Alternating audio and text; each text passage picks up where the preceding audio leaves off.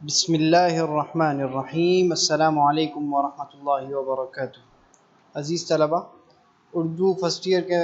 On line video lecture میں آپ کو خوش آمدید کہتے ہیں اور امید کرتے ہیں کہ آپ خیریت سے ہوں گے۔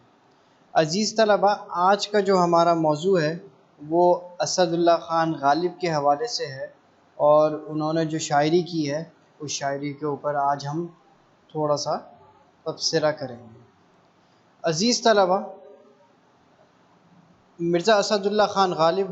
آگرہ میں پیدا ہوئے اور شادی کے بعد دہلی آ گئے ہیں، اور ساری زندگی انہوں نے دہلی میں ہی گزاری ہے۔ مرزا غالب اردو شاعری کی ان نامور ہستیوں میں سے ایک ہیں جن کے منفرد کلام سے اردو شاعری کا چہرہ منور ہوتا ہے، اور غالب کی جدت پسندی اور منفرد لہجہ ان کو اور عظیم بنا دیتا ہے۔ اور غالب کا جو انداز بیان ہے، جو طرز بیان ہے، وہ دل فریبی کے ساتھ ساتھ موضوعات کا مختلف ہونا اور رنگا رنگی بھی اس کے اندر دکھائی دیتی ہے۔ اور قدرت نے مرزا غالب کو وسیع مشاہدے اور بہترین ذہنی قوتوں سے مالا مال بھی کر دیا تھا، اور اسی وجہ سے انہوں نے شاعری کی سابقہ جو روایات تھیں ان کو نظر انداز کرتے ہوئے زبان اور بیان اور جو معنی اور مفہوم کے اعتبار سے ایک ایسا معیار مقرر کیا ہے جو اپنے اندر بڑی وسعت بھی رکھتا ہے اور جدت بھی رکھتا ہے۔ تو عزیز طلبہ، ہم اگر مرزا اسد اللہ خان غالب نے جو اپنی تصنیفات لکھی ہیں ان کو دیکھیں تو ان کی تصانیف میں دیوان غالب کے علاوہ ہمیں کلیات جو ہے وہ دکھائی دیتی ہے۔ اس کے علاوہ لطائف غیبی ہے، پنج آہنگ ہے، خاندان تیموریہ کی تاریخ ہے، جنگ آزادی کے چشمدید واقعات ہیں، سبت چین ہے۔ اس کے علاوہ بھی کئی ساری جو ان کی تصنیفات جو ہیں وہ موجود ہیں۔ اگر ہم ان کی شاعری کی بات کریں، شاعری کی خصوصیات کی بات کریں، تو عزیز طلبہ، ان کا جو انداز تھا وہ فلسفیانہ انداز کہلاتا تھا، اور اردو شاعری میں پہلی مرتبہ کسی نے فلسفیانہ رموز اور حکیمانہ افکار اگر بیان کیے ہیں تو وہ مرزا غالب ہیں۔ مرزا غالب سے پہلے شاعری میں تصوف کے موضوعات موجود تھے، لیکن فلسفہ اور حکمت کے موضوعات کو کسی نے بھی شاعری میں جگہ نہیں دی، اور ذاتی طور پر غالب فلسفی کا درجہ نہیں رکھتے تھے، مگر ایسا فلسفیانہ انداز انہوں نے اختیار کیا ہے اور ایسا فلسفہ اور حکمت انہوں نے بیان کی ہے کہ وہ فلسفے کی موٹی موٹی کتابوں سے بھی بھاری ہے۔ اور مرزا غالب حقائق کو فلسفیانہ نگاہ سے دیکھتے تھے، جانچتے تھے اور بیان کرتے تھے کہ جس سے موضوع جو ہے وہ اور زیادہ جاندار ہو جاتا۔ ہم اگر ان کا ایک شعر دیکھیں جس میں یہ کہتے ہیں: غم ہستی کا اسد کس سے ہو جز مرگ علاج، غم ہستی کا اسد کس سے ہو جز مرگ علاج، شمع ہر رنگ میں جلتی ہے سحر ہونے تک۔ تو ہمیں اس شعر کے اندر بھی فلسفیانہ انداز جو ہے وہ بخوبی سمجھ میں آتا ہے۔ اس کے علاوہ ہم دیکھیں تو یہ فطرت اور نفسیات کی عکاسی جو ہے ان کی شاعری میں ہمیں نظر آتی ہے، اور مرزا غالب کی ایک خوبی کہلاتی ہے یہ کہ انسانی نفسیات اور فطرت کا گہرا مطالعہ بھی انہوں نے کیا ہے۔ مرزا غالب انسانی زندگی اور اس کے مسائل سے بخوبی واقف تھے اور اظہار خیال میں حقیقت سے کام لیتے تھے، بڑے دلکش انداز سے شعروں میں ڈھال دیا کرتے تھے، اور ان کی شاعری جو ہے وہ انسانی مسائل اور حقائق جو ہوتے تھے وہ بنیادی مقام انہوں نے اسی میں پیدا کیا ہے۔ مثلا یہ کہتے ہیں: رنج سے خوگر ہوا انسان تو مٹ جاتا ہے رنج، مشکلیں مجھ پر پڑیں اتنی کہ آسان ہو گئی۔ عزیز طلبہ، اس کے علاوہ ہم دیکھیں تو ان کی شاعری میں ہمیں جدت پسندی جو ہے وہ بھی نظر آتی ہے۔ مرزا غالب کے کلام کی ایک خوبی جدت پسندی ہے۔ ان کی شاعری کے ہر پہلو سے انوکھا اور نرالا انداز نظر آتا ہے، یعنی جو انداز ادائیگی ہے اس میں انہوں نے جدت پیدا کی ہے، اور مضامین کے بیان میں بھی جدت پیدا کی ہے۔ تشبیہات اور استعارات کو انہوں نے نیا رنگ دیا ہے، تصورات و خیالات کو نیا انداز دیا ہے، اور غالب نے اپنے دور کے جو دوسرے شاعر سے ان سے الگ اور منفرد راہ اختیار کی ہے۔ غالب اسی لیے کہتے ہیں: موت کا ایک دن معین ہے، نیند کیوں رات بھر نہیں آتی۔ اس کے علاوہ ہم دیکھیں تو ان کا انداز بیان جو ہے وہ ویسے ہی اوروں کی طرح نہیں ہے، بلکہ تھوڑا سا مختلف ہے۔ انہوں نے نئے نئے موضوعات اور مضامین داخل کیے ہیں، وہیں انہوں نے اپنے جو انداز ادائیگی ہے اس کو بھی منفرد مقام دیا ہے۔ اور غالب معمولی بات کو بھی اس انداز سے بیان کرتے ہیں کہ وہ بہت ہی دلکش اور دلچسپ بن جاتی ہے. اور اس خوبی کے متعلق خود وہ اس شعر میں کہتے ہیں اور بھی دنیا میں سخنور بہت اچھے، ہیں اور بھی دنیا میں سخنور بہت اچھے، کہتے ہیں کہ غالب کا ہے انداز بیاں. تو عزیز طلبہ، اس کے ساتھ ہم دیکھیں تو اعجاز و اختصار جو ہے وہ بھی ان کی شاعری میں ہمیں نظر آتا ہے. اور انہوں نے کم سے کم الفاظ میں بڑے بڑے مفہوم اور موضوعات کو یوں ادا کیا ہے کہ جیسے سمندر کو چھوٹے سے کوزے میں بند کر دیا ہو. اور ان کی شاعری کے ایک ایک لفظ اپنے طرز پر معنوں کا خزانہ لیے ہوئے ہے، اور ایسے الفاظ اور تراکیب کا انہوں نے استعمال کیا ہے کہ جس سے کئی معنی جو ہے وہ لیے جا سکتے ہیں. اس کے علاوہ ہم دیکھیں تو مضمون آفرینی جو ہے وہ بھی ان کی شاعری میں ہمیں نظر آتی ہے. ان کی شاعری میں ہمیں تک بندی، قافیہ پیمائی جو ہے وہ نہیں نظر آتی، بلکہ مضمون آفریدی نظر آتی ہے. اور باقاعدہ موضوعات اور مضامین کا جو انداز ہے وہ اپنی شاعری میں انہوں نے بڑے پیچیدہ اور خیال افروز باریکیاں جو ہے وہ بیان کی ہیں، جو کہ ان کے غیر معمولی مشاہدے کی نشاندہی کرتا ہے. مرزا غالب ویسے بھی معمولی چیزوں میں بھی اپنی ذہانت سے خاص پہلوؤں کو اجاگر کر دیتے ہیں جسے کوئی دوسرا شاعر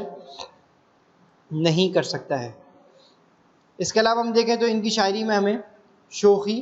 اور ظرافت جو ہے وہ بھی ہمیں دکھائی دیتی ہے. اور ویسے بھی یہ ایک زندہ دل انسان تھے،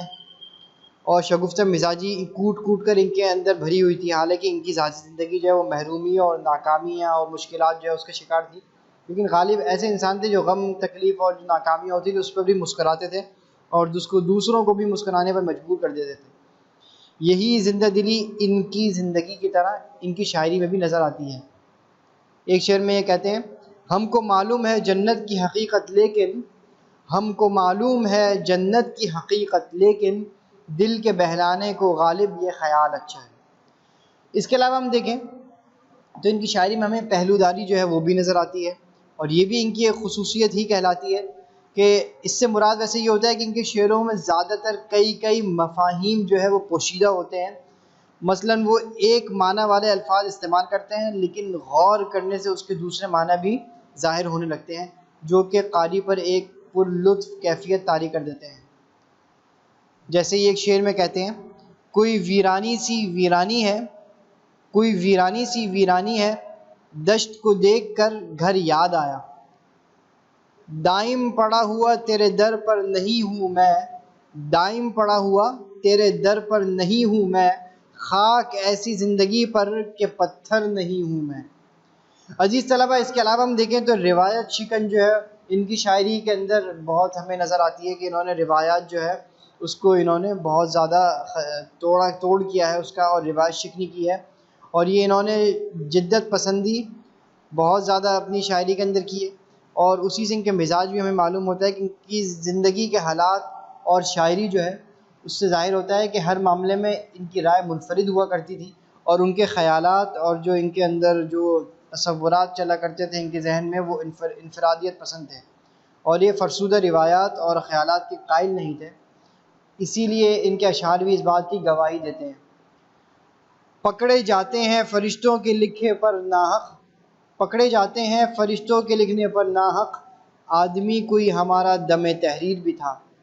واعظ نہ تم پیو نہ کسی کو پلا سکو، کیا بات ہے تمہاری شراب طہور کی.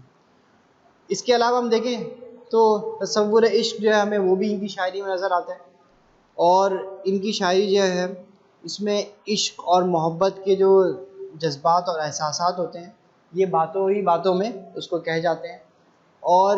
ان کے اظہار عشق میں جہاں نفسیاتی گہرائیاں اور جذبے کی صداقت ملتی ہے، تو وہاں ان کا بیان اس قدر پر اثر ہوتا ہے کہ وہ ہر ایک کی دل کی آواز بن جاتا ہے. اور ان کا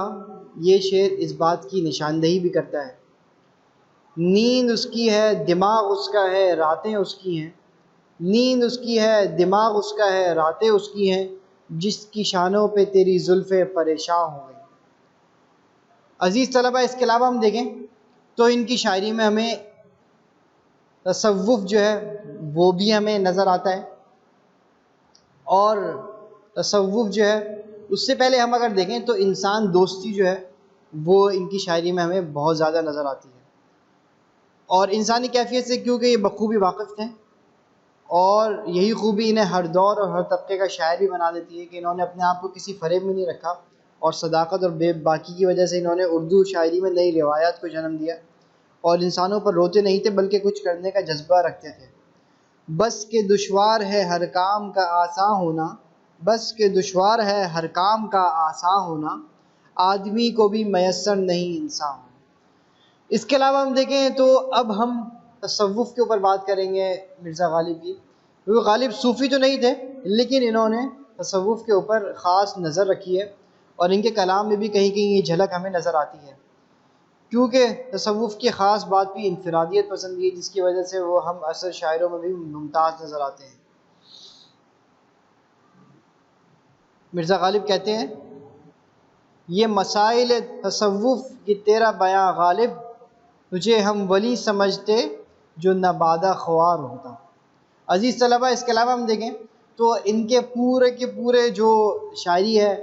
اس کو ہم اگر اس کے اوپر ایک نگاہ ڈالیں تو غالب جو ہے وہ اردو کا پہلا شاعر ہے جو انسانی جذبے اور احساسات کو متاثر بھی کرتے ہیں، اور لوگوں کے اذہان کو کھول کر غور و فکر بھی کرنے پر مجبور کر دیتے ہیں، اور اس وجہ سے کوئی دوسرا شاعر غالب کا مقابلہ نہیں کر سکتا۔ اور ان کے حوالے سے عبد الرحمن بجنوری جو ہیں وہ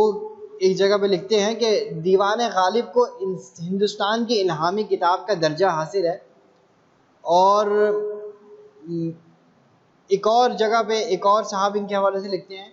کہ مرزا غالب صرف دلچسپ لمحوں کے ترجمان ہی نہیں ہیں بلکہ پورے ایک دور کے نمائندے ہیں، ایک ایسے دور کا ترجمان جو ابھی تک ختم نہیں ہوا ہے، اور ہمارا تو یہ کہنا ہے کہ آگے آنے والے دور میں بھی یہ ختم نہیں ہوگا۔ تو عزیز طلبہ، یہ تھا ہمارا آج کا ویڈیو لیکچر۔ اگلے لیکچر میں آپ سے دوبارہ انشاءاللہ ملاقات ہوگی، تب تک کے لیے ہمیں اجازت دیجیے۔ السلام علیکم ورحمۃ اللہ وبرکاتہ۔